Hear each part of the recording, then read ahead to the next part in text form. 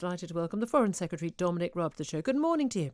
Good morning, Julia. Good morning. An awful lot to cover, Foreign Secretary. Sure. Let's start with the issue of schools. Came up at Prime Minister's questions yesterday between Keir Starmer and Boris Johnson about whether or not it is safe to get schools to open. But 1,600 paediatricians have written to the Prime Minister calling on him to reopen schools, saying they are scarring the life chances of a generation of children. Given that the test and trace system was so crucial for us knowing that it was safe for parents and teachers to go back into the schools with their kids, why have we not got a test and trace system up and running properly? Why have we not got an app that we were promised that should have been in place a month ago? And why have we not got the schools reopened? Well, first of all, we do want to get the schools back in greater numbers. We've already seen that happening.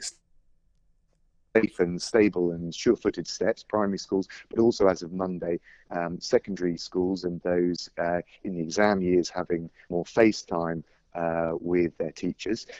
It's absolutely right. And we're sending a message that children coming back to school should be done and can be done securely. And we back that. We want to see it happen. And I wish Keir Starmer and the Labour Party would get off the fence and join with us. So there's a political consensus to do so. On test and trace, we've already got the system up and running. And the tracers who have been recruited are able to examine the contacts of 10,000 cases every day. The app's important, but it's important to get it right. It's being tested, and it will be, if you like, the cherry on the cake, and it will come up and running and operational when we're absolutely confident that it can have the best impact. But it's not right to say that test and tracing regime is not up and running. It is, and we've got the capacity to test the contacts of 10,000 cases every day. Yeah, but you and I both know that the app was supposed to be up and running mid-May, should have been up and running much sooner than that. It was going to be world-beating. Now it's not going to be around till winter. Big concerns that we are not able to test. We can't trace people we don't know who we've been close to if we have got the virus or they've got the virus and infected us. And that's why a lot of parents are very concerned. There could be a major spike in schools, and we wouldn't know for a few weeks. Children aren't going to be routinely tested. The Labour Party calling for routine testing of all staff in the NHS and social care sectors. That hasn't even happened yet. So there's been extensive testing for key workers and for staff and indeed residents in care homes. But look, the reality with all of the incremental measures you take as you come through lockdown is you need to take steady, careful steps. That's why the Prime Minister set out a roadmap on the 11th of May. We're following that carefully. We're monitoring it very carefully. The app has all the experience of every other country that has had and put in place a test and tracing regime. Supplements the tracing mechanism that is done through the tracers. It is not the central component, and it's the same with us. And you're right, we're going to have a well-beating app, but that's precisely why we need to test it and make sure we get it right. But I'd come back to the point you talked about schools. We are getting more and more children this week, even more, back to school. And it can be done safely. Children can go back safely. Parents should have the confidence to do that. We're working with the teachers and the unions. I think it would be helpful to have Keir Starmer come off the fence on this. He's on the fence on Brexit, on the fence on so many things. I think he's got to stand up and take a few positions, or if not, let the government get on with its job.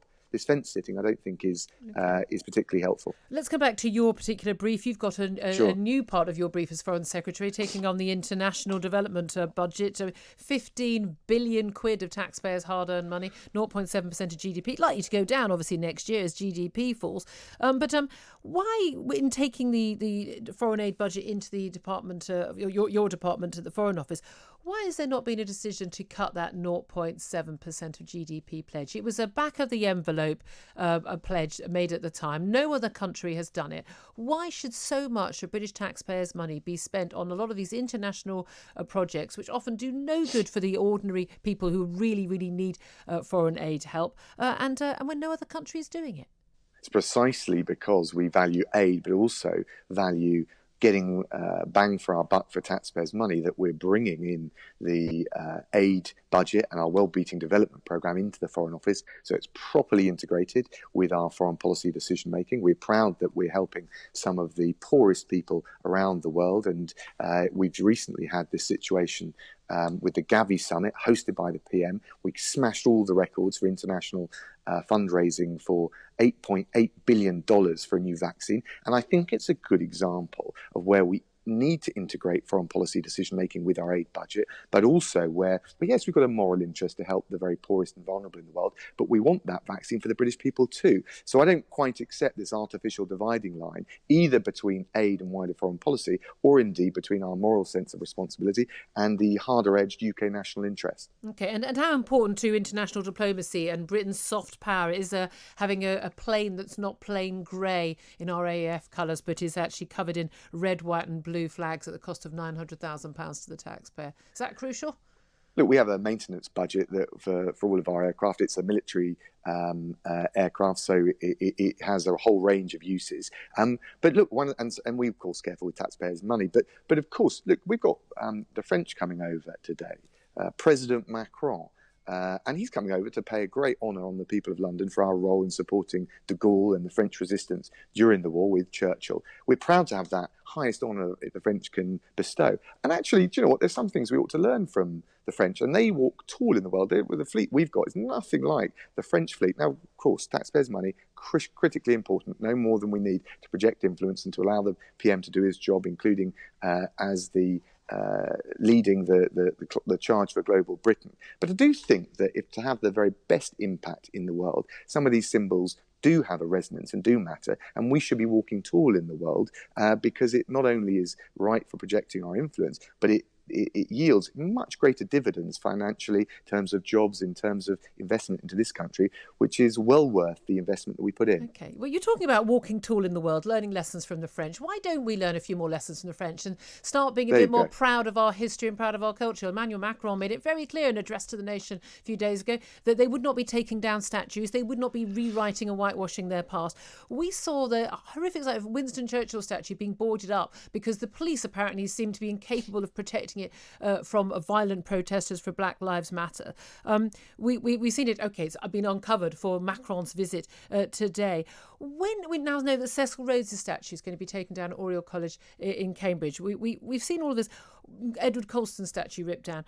When is this government going to stand up for British culture, British history, British values, and end this cancel culture that you know and I know the vast majority of British people do not stand by? Well, so first of all, in relation to the boarding up of Churchill, the Prime Minister was absolutely clear. It's ridiculous. But that was the authority of the GLA, the London Assembly, and the PM had made very clear, particularly at a moment where President Macron is coming over to pay tribute to the cooperation that de Gaulle got in France's darkest hour from Churchill, that we should be proud of that. And more generally, I think we shouldn't airbrush our history in relation to the Rhodes statue and Oriel College. I think it's right. There's a lawful and democratic process for deciding what goes where. I can give you one illustration in the Foreign Office. There's all sorts of murals, statues that people will question. I think we should have a debate about our history. We will talk about the Clive statue. That's for English heritage to discuss. But rather than airbrushing our history, I think the approach the Prime Minister takes and the approach that we take and I take in the Foreign Office is I look at the courtyard in the FCO. We've got spaces where we haven't put statues or monuments up. So actually, let's update that and make sure that, yes, it reflects the values and the symbols and the icons of the modern age. And do you know what? That's something that the Prime Minister and I have been talking about well before this crisis. So yes, update and revisit our history, but don't airbrush it. So you don't think that the Oriel College, Oxford, should take down the statue of Cecil Rhodes? Well, it's ultimately for them to decide, and there's your a whole opinion. Complicated. Look, I think more generally, I can understand actually why people, particularly young people, particularly BAME, members of the BAME community, look at this and think, do you know what? That doesn't reflect my values. Why should it? Why should a statue put up 100 years ago reflect the values of today? Well, I think when we put a statue up, we're symbolising all sorts of things, but particularly things that we're proud of. And you think of the two sides of the coin with Rhodes. But my point is, yes, let's have that debate. Let's do it lawfully and properly. But let's, rather than airbrushing difficult bits of our history, let's update it and refresh it, which is why, for example, in the Foreign Office and more generally, let's put up the statues and erect the statues to those who reflect the modern values. The challenge really here is we can, if we start airbrushing different generations' view of history, it's exactly what the next generation will do to us. I'm sure whatever we do, however progressive we strive to be, and this generation strives to be, 20, 30 years' time, our children, our grandchildren look back and think, well, some of that was somewhere between quirky or just something that doesn't reflect their values. But respect for history requires a little bit of empathy with the debate at that time and at that point in history. And I think it's a mistake to lose sight of that. Just after watching the football last night, would you take a knee if you were asked to? Do you know what? I understand this sense of frustration and restlessness which is driving the Black Lives Matters movement. I've got to say on this taking the knee thing, which I don't know, maybe it's got a broader history, but seems to be taken from the Game of Thrones, feels to me like a symbol of subjugation and subordination rather than one of liberation and emancipation. But I understand people feel differently about it, so it's a matter of personal choice. So would you or wouldn't you do it? Take the knee for two people, the Queen and the Missus, when I asked her to marry me. Just finally, let's talk about the future just very briefly. Brexit. Emmanuel Macron. By the way, she disputes that. I had this conversation last night. I'm sure I did, but we'd obviously had too much champagne at the time. But I'm certain I did. We'll check with her next time we speak to her. Emmanuel Macron, obviously mentioned here in the UK for very different reasons, but no doubt there'll be a little bit of chit-chat about the issue of Brexit. It was made very clear last week and earlier this week, there will be no extension to transition. You've been a staunch Brexiteer for many years, resigned as Brexit Secretary over the issue. How confident are you? Give us a percentage that we are going to get some sort of European Union free trade deal by December the 31st. Give us a percentage chance. Well, do you know what? We've seen all sorts of political and economic forecasts. I'm not going to go down that blind alley. What I would say is it's great the French are coming over here. I'm proud that President Macron is going to be lighting up the Eiffel Tower with the Union Jack. He's coming here to bestow the Légion d'honneur, the highest French award, on the people of London for our role and the British people's role in supporting de Gaulle and the French resistance in their time of need. I think what it shows you is that we've bickered throughout our history with our French neighbours and friends, but we stand shoulder to shoulder when it really matters. And I think the relationship between the Prime Minister and President Macron is close and very important. Mine with Jean-Yves Le Drian, the Foreign Minister, is. And there's a whole range of things on Brexit, but also COVID cooperation, Hong Kong, where we just put out a G7 statement, where we work really closely. I think the significance of this visit is that even as we leave the EU, we've got this opportunity to be even better allies, partners and friends with our closest European partners. And this is a good example of that.